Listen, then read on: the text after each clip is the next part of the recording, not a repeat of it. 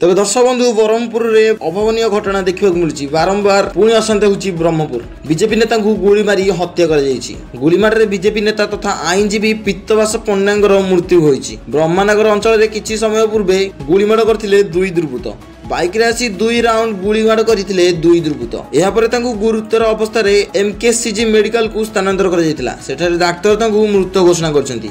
मृतक राज्य आईनजीवी परिषद सदस्य पीतवास पंडा बैद्यनाथपुर थाना ब्रह्मनगर ठारे तांको गोलीमाड़ होईची। राति प्राय 10टा बेले 2 जन दुर्बृत्त बाइक रे आसी तांको ऊपर को गोली चलाइथिले। सेमाने 2 राउंड गोली चलाइथिले। गोली पीतवास को छाती रे बाजिथिला। घटनास्थल में से टली पड़ते गुरुतर अवस्था एमकेसीजी डाक्तखाना निया जाइथिला। सेठा डाक्तर तांको मृत घोषणा करथिले। पीतवास बीजेपी दलर सक्रिय सदस्य थिले। पूर्व सरकार विभिन्न दुर्नीति नहीं से खुलासा करथिले। तेबे किए और काहेकि ताको ऊपर आक्रमण कले ताहा जणा पड़नी। जहाँ जणा पड़छि घटनाटी बहुत संगीन होई पारे। आगु बहुत किछि संगीन परिस्थिति सृष्टि होई पारे। ते देखा अब अन्य न्यूज अपडेट सहित रहउछि। नमस्कार, जय जगन्नाथ, जय हिंद।